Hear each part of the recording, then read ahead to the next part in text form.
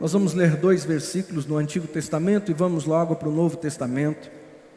Amós capítulo 8, está dizendo o texto: eis que vem dias, vírgula, diz o Senhor Deus. Quem diz, igreja? Deus, amém? Que enviarei fome sobre a terra, não de pão, nem de sede, de água, mas de ouvir as palavras do Senhor. Deixa aí. Eis que enviei fome sobre a terra, não de pão, e há sede sobre a terra, mas não é de água, mas de ouvir a palavra do Senhor.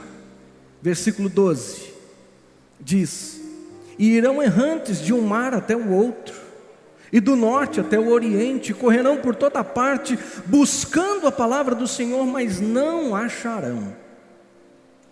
Esta palavra foi dada a Deus, ao povo de Israel, em uma determinada circunstância, uma determinada situação.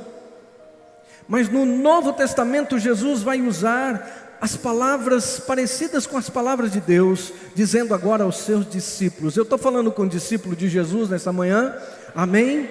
Lucas capítulo 11, versículo 28, abra sua Bíblia. Lucas capítulo 11, versículo 28. A palavra do Senhor Jesus diz assim: mas ele disse: bem-aventurados os que ouvem a palavra de Deus e aguardam. Amém? Você consegue compreender o que nós lemos? Bem-aventurados, outra palavra para isso: felizes são aqueles que ouvem a palavra de Deus e aguardam. Cutuca a pessoa que está do seu lado, aperta o ombro dele, diga assim: guarde a palavra de Deus. Guarde a palavra de Deus. Essa palavra que você vai ouvir, você tem que guardar. Amém? Em nome de Jesus. Jesus disse então que são bem-aventurados, são felizes. A palavra que se cumpre hoje. Apocalipse capítulo 3. Apocalipse capítulo 3, versículo 18. Jesus está dizendo: aconselho-te que de mim compre ouro provado no fogo, para que te enriqueças, e roupas brancas para que te vistas, e não apareça a vergonha da tua nudez, e que unja os teus olhos com o colírio para que vejas. Versículo 19: eu repreendo e castigo a todos quanto amo. Sê, pois, zeloso e arrepende-te. Eis que eu estou à porta e bato. E se alguém ouvir a minha voz e abrir a porta, eu entrarei em sua casa, e com ele cearei, e ele comigo.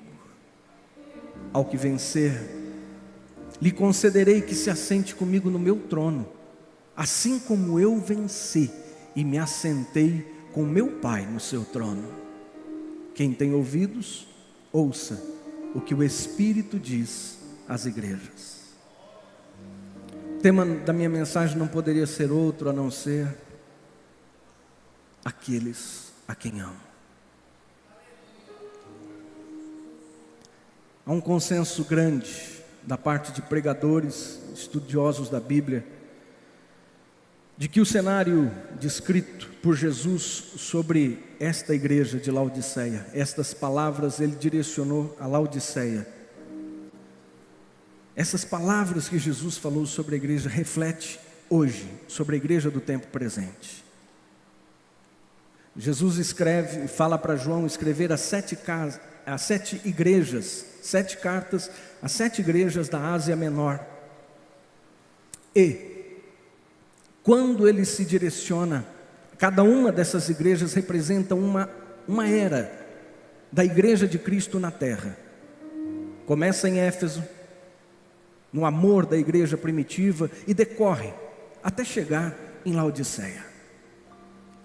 O mundo viu o movimento do Pentecoste, a reforma e tantas outras coisas que a igreja viveu na terra. E então esse consenso de pregadores e estudiosos da palavra chegam a dizer que o cenário da igreja de Laodiceia é para o tempo presente. É a igreja do agora. A carta de Jesus ao seu povo. É a carta de Jesus para o seu povo. A sua carta. Aí, para desmistificar de que o Apocalipse é um cenário horroroso. Primeiro, que a palavra Apocalipse significa revelação ou revelar. De que é um cenário aterrorizante. A carta de Jesus, a única carta que Jesus mandou escrever. Suas próprias palavras e alguém rapidamente escrevendo as suas palavras.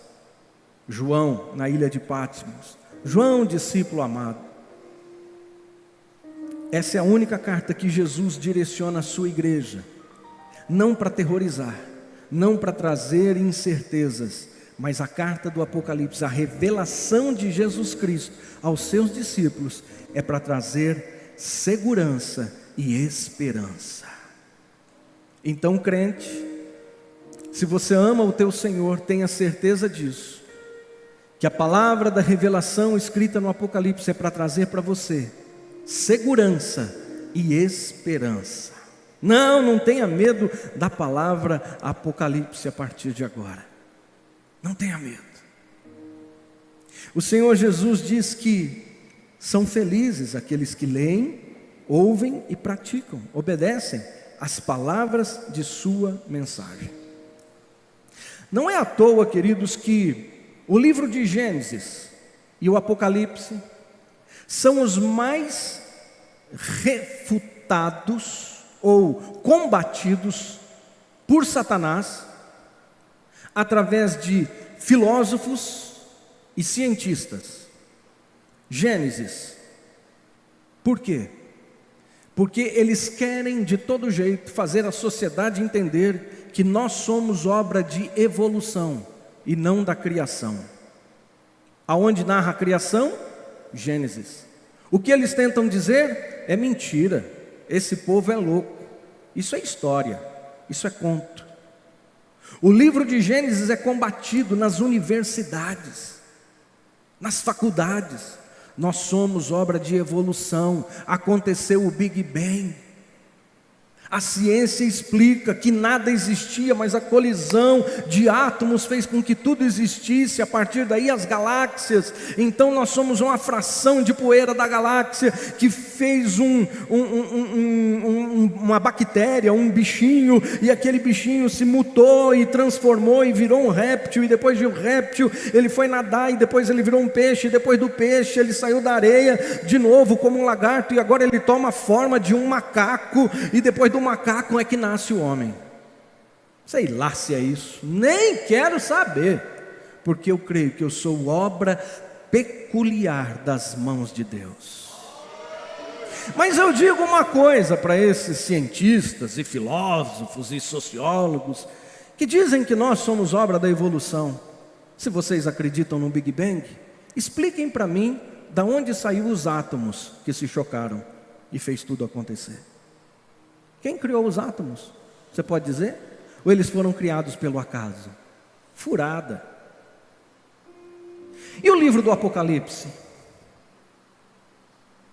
É o livro de zombaria da ciência e da filosofia. Aonde já se viu um livro escrito com tantas metáforas, com tantos símbolos, com tanta loucura? Parecem animais de 10 cabeças, de 20 chifres, de olhos para todos os lados, olhos nas asas e tantas coisas. Isso aí é a loucura desse povo que se diz povo de Deus, desses crentes fanáticos. Porque eles leem o livro do Apocalipse como uma pessoa qualquer, como uma pessoa que se diz em sã consciência, mas o Evangelho de Deus continua sendo loucura para aqueles que não creem, mas é poder de Deus para aqueles que creem. Amém? Então, o livro de Gênesis e do Apocalipse são os livros mais batidos pela filosofia. A questão é não crer. nesse povo que diz que vai ser arrebatado, sendo fiel até a morte, para um dia receber uma coroa de justiça.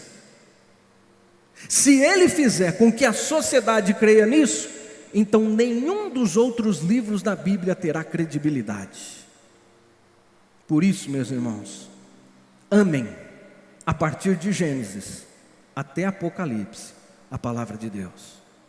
Leia, eu incentivo, leia a carta do Senhor Jesus. Pastor, e se eu não entender? Você está trazendo a palavra para o depósito do teu coração, e um dia o Espírito Santo te revela. Em situações o Espírito Santo te revela aquilo que você leu e um dia não entendeu, e aí a palavra se torna nova, realidade na tua vida. Mas preserve a crença, a fé de que nós verdadeiramente fomos criados. Os nossos filhos serão atacados nas escolas e nas faculdades com essa ideia filosófica e cientista de que não, nós somos obra de evolução, e que isso que os crentes falam, esses crentes fanáticos, que um dia um povo vai ser arrebatado, é mentira. Preserve. Sabe por quê? Porque no final está escrito na palavra de Deus, no final será assim: em breve, o Deus de paz esmagará a cabeça da serpente. Ele esmagará a cabeça de Satanás sobre os pés da igreja. Romanos capítulo 16, 20. Esta é a verdade do final dos tempos. E o Deus de paz esmagará em breve a Satanás debaixo dos vossos pés. A graça do Senhor Jesus Cristo seja convosco, com aqueles que creem e dizem amém. Aleluia, você pode aplaudir ao Senhor. Satanás, os teus dias estão contados. Esta igreja vai pisar na tua cabeça. Aleluia. Sente, deixa eu correr. Nas palavras de Jesus sobre a sua igreja em Laodiceia, ele não tem uma opinião, ele tem um diagnóstico. Médico não tem opinião a respeito de doença, ele tem diagnóstico. Médico não terá opinião a respeito de tua saúde, ele terá um diagnóstico. Deus não tem uma opinião a respeito da sua igreja presente e da igreja que era de Laodiceia, ele tinha um diagnóstico. Ele também não tem um elogio da sua fé ou da sua perseverança. É diferente de Éfeso, muito diferente de Éfeso, que Éfeso não tolerava os perversos. Éfeso sofreu com paciência sem desistir. Muitos morreram por amor ao nome do Senhor. Laodiceia é diferente da igreja de Esmirna, que mesmo sendo pobre de coisas materiais, era rica para com Deus. Laodiceia, a igreja do tempo presente, lembre-se sempre disso.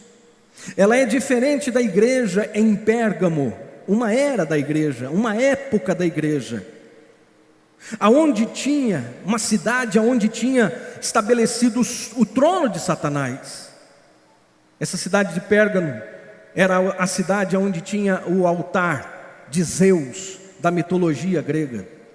Ou poderia ser que esse trono de Satanás fosse a adoração ao imperador Augusto, ou ao grande templo da deusa Atenas, ou quem sabe até uma adoração ao templo de Asclépio, cujo símbolo, preste atenção nisso, eram duas serpentes enroladas numa haste. Vocês já viram isso? Já viram isso? Duas serpentes enroladas numa haste. Já viram esse símbolo em algum lugar ou não? Já viram isso na jaqueta do médico? Já viram isso no símbolo da prescrição médica? Tem aquelas duas serpentes enroladas numa haste. Um dia um povo adorou essa situação. Se você for médico e está me assistindo ou está aqui presente, tire esse símbolo. não pertence a você, igreja de Cristo Jesus. Você não é de Pérgamo. Ainda assim, lá naquela igreja, permaneceram fiel e recusou negar a fé. Um dia na era da igreja cristã, há muito tempo atrás, os crentes não recusaram a sua fé, mas permaneceram fiéis ao Senhor diante das adversidades. Mas a igreja de Laodiceia não era assim. A igreja de Tiatira, que tinha crescido no amor, na fé e na perseverança. Um dia a igreja de Cristo aqui na terra, ela crescia em amor, em fé e na perseverança.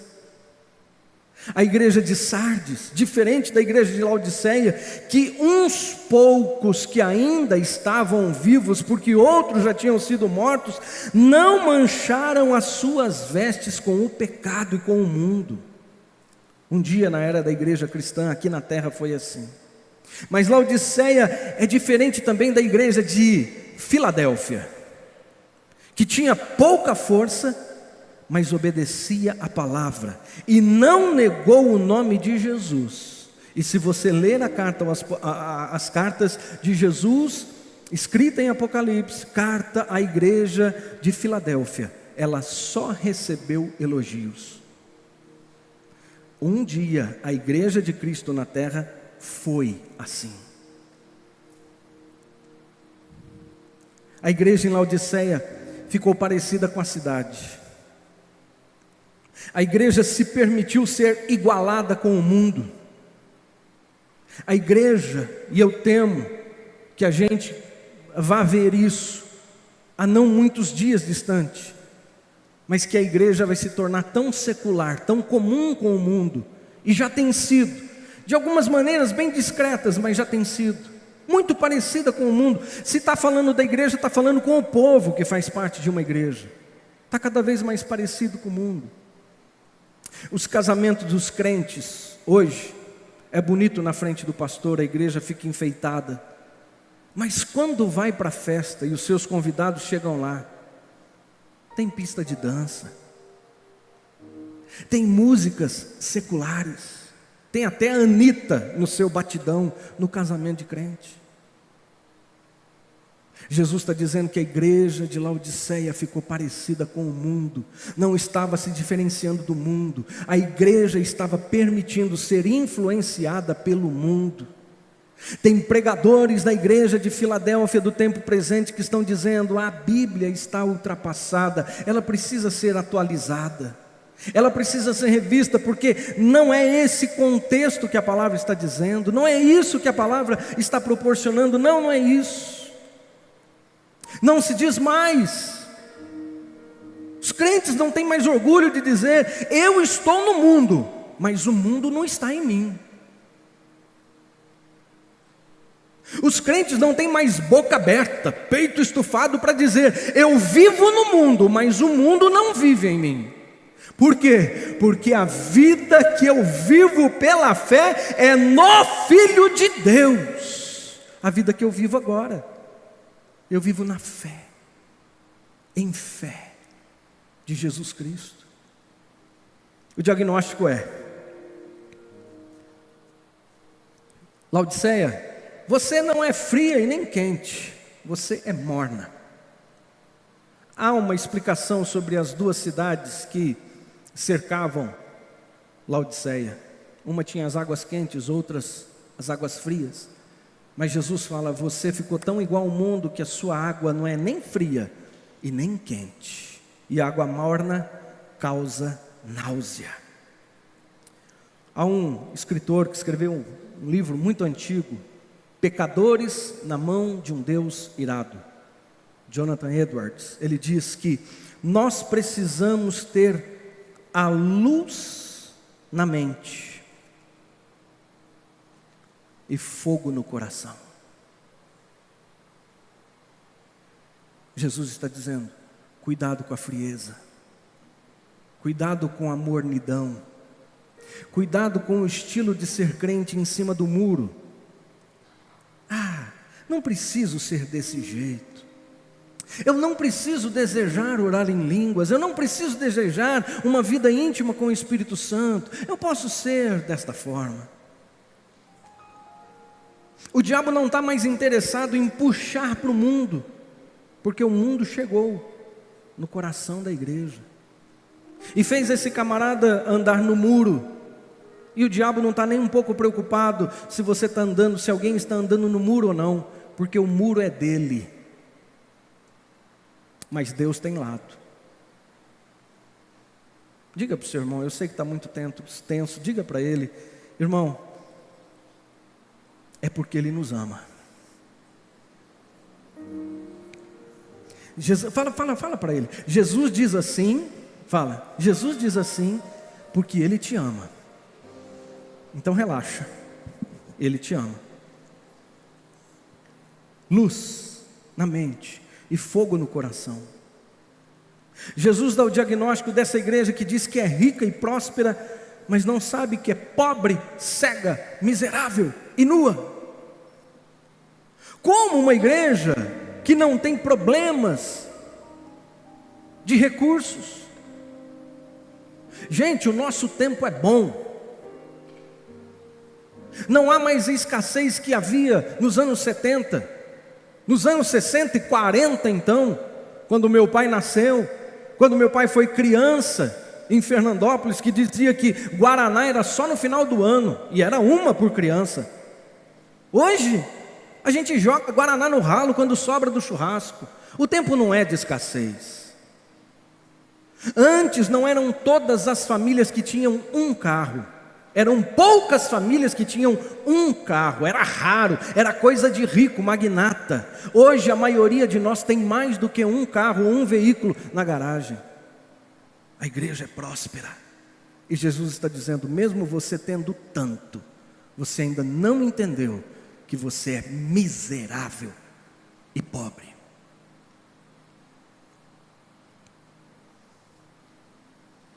Hernandes Dias Lopes diz: a igreja de Laodiceia enfrentou a tragédia de não ser o que planejou ser e ser o que nunca imaginou ser. Vou dizer de novo. A igreja de Laodiceia planejou ser uma igreja aprumada com Cristo, mas ela se tornou uma igreja que nunca pensou que seria. Por quê?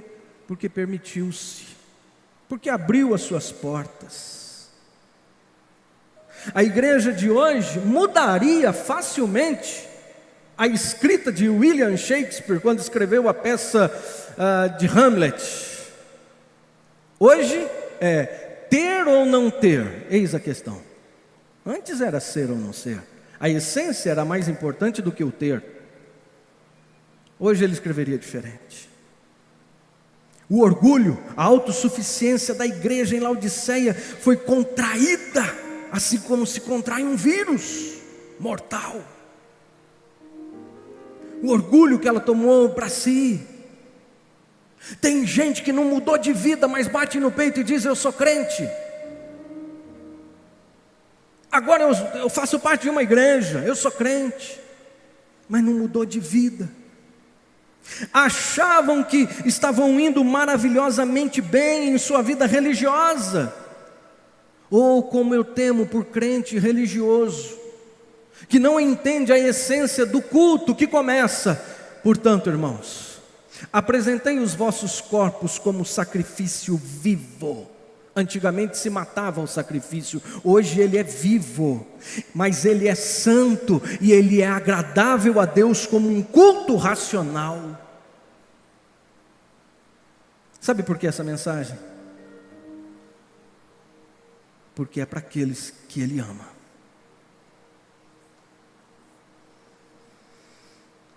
O Senhor teve que acusá-los de pobres, cegos, miseráveis e nus. O que Jesus estava dizendo? Se descobrirem você, vão enxergar a nudez do vosso pecado. Não é a nossa nudez física que dá náusea em Deus, porque foi Ele que nos criou. Esse umbiguinho, o umbigão, o teu tamanhozão, o teu tamanhozinho, Ele te criou, Ele te conhece, desde o ventre da sua mãe. Aliás, Ele que te formou lá. Não é essa nudez que Ele está preocupado. Ele está preocupado é quando tiram, quando se revelam, quando se descobrem. Quando nós somos descobertos, o que tem ali? Gente que está elegantemente vestida. Diga-se de passagem, hoje eu voltei a usar este terno e esta calça. Louvado seja Deus. Gente que está elegante, gente que se veste bem, gente que se porta bem. Mas na verdade, se revelar, se descobrir, fede. Jesus está dizendo isso àqueles a quem Ele ama. Jesus está fazendo um apelo. Preste atenção no texto que nós lemos. Jesus faz um apelo, Ele não dá ordens. Jesus, Ele não dá conselhos, mas Ele dá um apelo. Há um apelo à igreja de hoje, do tempo presente. Eu aconselho, eu tenho um conselho para você, igreja, que de mim compre ouro refinado no fogo. Que valor é esse, pastor? São os valores inestimáveis que o mundo não conhece, os valores eternos, os valores que nós fazemos aqui e são conhecidos nos céus. Jesus diz: vem comprar de mim aquilo que você não tem. E quer saber da boa notícia? É de graça, porque o preço já foi pago naquela cruz. Ele diz: eu tenho a verdadeira riqueza que você precisa. Ele diz: eu tenho a roupa certa que você precisa. Não, não é essa da moda. Não é o modismo que está se taxando no Brasil, de que parece que você usar uma camisa de marca, uma roupa de marca, você vai ser melhor do que os outros. Ou a menina que olha para a roupa da Anitta na televisão e fala: eu quero me vestir que nem ela, porque ela deve ser a gostosa que todo mundo quer. Não, não é essa roupa. Jesus está dizendo para a sua igreja: ei, minha igreja, eu tenho a roupa certa que você precisa. E a roupa certa que você precisa, ela é branca, alvejada e salpicada pelo sangue do Cordeiro. Ele está dizendo: você está cega. Você está indo para aquele lugar se reunir regularmente, mas você está cego. Todas as vezes que alguém prega, você não consegue enxergar aquilo que está sendo pregado. Mas eu tenho um bom colírio para você. Mas Ele está aconselhando: compra de mim, pega de mim esse colírio que abre os teus olhos, fecha os olhos carnais e abre os olhos espirituais. E é só pela visão da fé que nós conseguimos entender e compreender e receber o reino de Deus aqui na terra, que nós cantamos no começo dessa reunião. E o reino de Deus aqui na terra é Jesus Cristo. Sabe por que Jesus está dizendo essas palavras para a igreja do tempo presente? Porque Ele nos ama. Ouça a voz de Jesus dizendo para você agora: ei filha, ei filho, eu te amo. Eu te amo. E eu ensino e disciplino a todos aqueles que eu amo. É por isso que eu te corrijo. É por isso que eu peço para que você tenha zelo de ti, cuide de ti e se arrependa. De quê? De estar orgulhoso, enriquecido, de conhecimentos vãos, de conhecimentos de filosofias, de histórias que não levam a nada, até de teologia que só serve para discussão. Você está enriquecido disso, mas eu te aconselho, filho, que você tenha cuidado de ti e se arrependa disso. E venha então ter conhecimento daquilo que é eterno, das palavras que produzem vida, das palavras que produzem conserto e intimidade com o teu Senhor. Eu peço para que você se arrependa da sua nudez. Se te revelarem o que vai aparecer, se arrependa disso. Eu peço que você se arrependa daquilo que tem alimentado os teus olhos, que são as janelas da tua alma. Se arrepende. Arrependa-se, porque Ele te ama. Arrependa de nutrir esses olhos tão carnais. Arrependa-se de usar essas vestes tão profanas diante dEle. Ele está dizendo: se arrependa porque eu te amo, e eu tenho coisa maravilhosa para te dar. Eu tenho coisas melhores para te dar. Este mundo está emporcalhado, e o destino deste mundo é a perdição. O destino de Laodiceia é a perdição. Mas há aí aqueles a quem eu amo, e eu te aconselho a comprar aquilo que vale de mim, porque eu te amo. Oh, queridos, você sente o amor de Deus sobre a tua vida? Mesmo? Sente que Ele te ama mesmo? Então faz um concerto com Ele nesta manhã. Sabe por quê? Ele está dizendo para quem? Para aqueles a quem Ele ama. Coloca para mim o versículo que fala: eis que eu estou à porta e bato. Olha a cena que Jesus está dizendo para a sua igreja: eis que eu estou à porta e bato.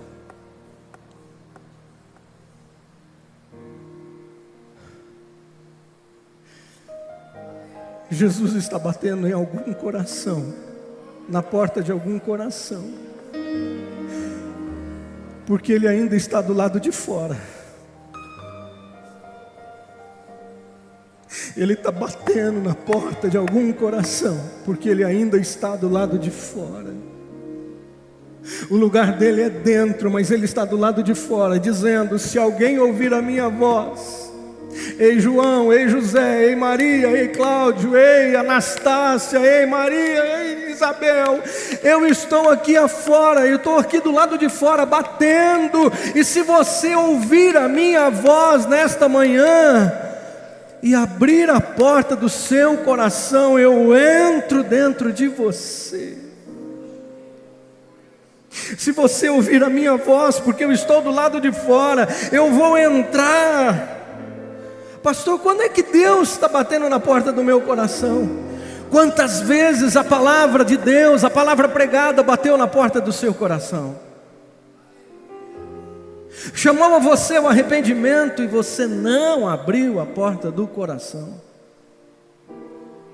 Quantas vezes o Senhor Jesus bateu na porta do seu coração, porque Ele ainda estava do lado de fora, pela música que você ouviu, aquela música que te comoveu, que te arrepiou inteiro, que mexeu com as tuas entranhas e fez até você derramar algumas lágrimas. Era Ele batendo na porta do seu coração, dizendo: deixa eu entrar, porque eu ainda estou do lado de fora.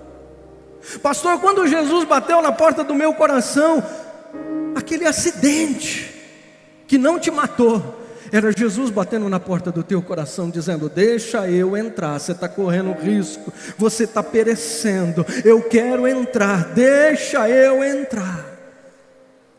Quando, pastor, que Jesus bateu na porta do meu coração?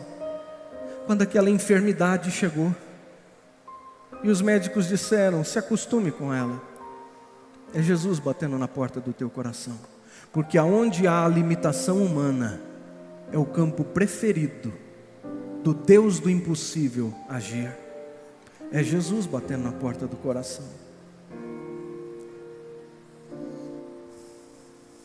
Nós não precisamos abrir a porta do nosso coração para o Senhor entrar pela dor, nem pela enfermidade. Eu estava dizendo isso para alguém ontem, aliás, sexta-feira à noite.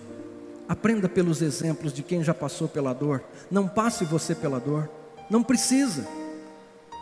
Se alguém já passou por essa dor, se você ouviu um testemunho de alguém que se desviou da presença do Senhor, de alguém que não andou nos caminhos de Deus e chegou à beira da morte, chegou ao caco, mas um dia olhou para o céu e falou: Deus, se o Senhor existe, se o Senhor existe, muda a minha vida. Aprenda com esta história. Para que aprender com a dor? Para que chegar na beira do abismo? Para que chegar no fundo do poço? Ele bate a porta do nosso coração para que a gente não venha viver desta forma. Aprender pela palavra, pelo ensino é sempre melhor do que aprender pela dor.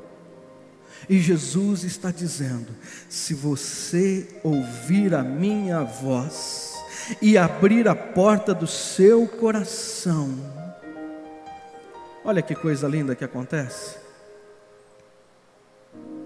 O convidado é o que está do lado de fora. Jesus está convidando, está mudando o cenário. Eu te convido a abrir a porta do seu coração. E você, de convidado, passa a ser anfitrião. Porque ele diz assim: se você abrir a porta do seu coração, eu entro e ceio contigo. Eu entrando no teu coração, olha aí, você agora é anfitrião, porque você vai receber aquele que vai sentar à sua mesa, na tua intimidade. Ele sabe quem você é por dentro, ele está batendo na porta do seu coração, está dizendo: deixa eu entrar, eu vou fazer uma refeição com você como um amigo. E você agora é um anfitrião, que abre a porta e diz: entra, Senhor Jesus, entra, Jesus.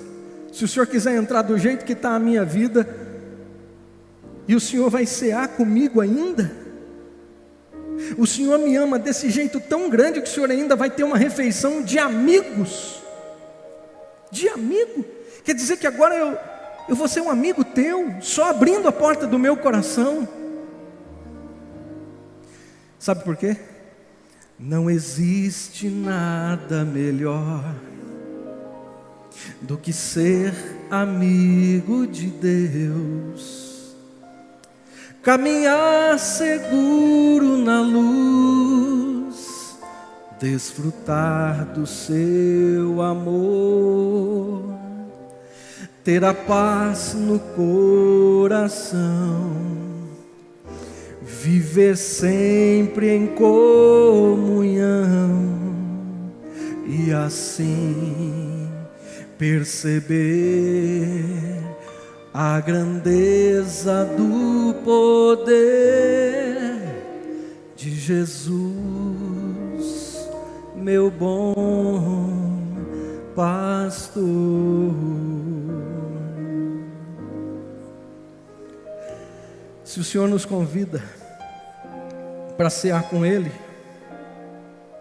é de fato uma grande honra. Daqui a pouco a gente vai estar perante a mesa do Senhor, a mesa da comunhão. Mas se Ele deseja cear na minha casa, ultrapassa a nossa compreensão. É Ele que quer sentar à nossa mesa, e não nós que desejamos sentar na sua mesa. Isso ultrapassa a compreensão. De convidado eu passo a ser anfitrião. Entra, Jesus. O versículo 21 diz que ao que vencer, o que abrir a porta do seu coração e vencer o orgulho, a vaidade, a soberba, vencer a nudez, a cegueira e a pobreza, você não vai apenas mais me receber no seu coração, mas um dia você vai se assentar no meu trono, assim como eu me assentei com meu Pai que está nos céus. Esse é o teu lugar, esse é o teu lugar, este é o teu lugar. A maior recompensa que o diabo dá aos seus servos é o inferno, mas quem abre o coração para Jesus recebe os céus.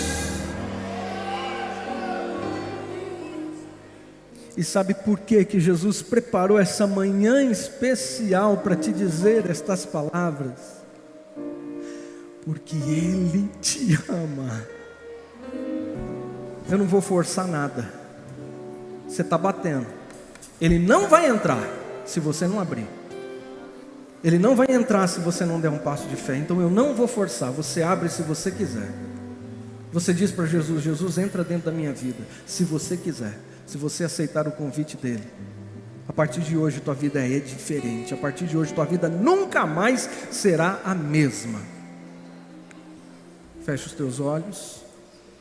Pai querido, eu te louvo por esta manhã, porque essa foi a voz do Senhor àqueles a quem tu ama.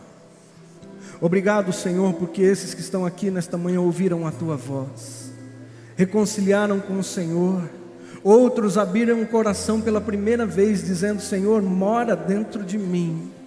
e a partir de agora esses nomes são escritos no livro da vida. Obrigado, Jesus, porque agora o Senhor se torna amigo desta pessoa, o Senhor entra dentro desta casa, entra dentro desta vida, e eu creio, meu Deus, numa vida nova, numa nova história de vida. Senhor Jesus, eu te louvo porque a tua voz foi claramente ouvida neste lugar.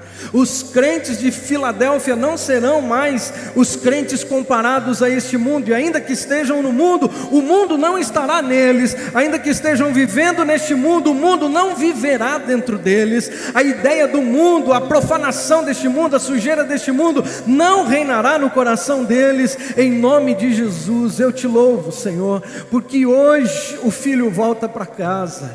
Hoje o filho volta para casa.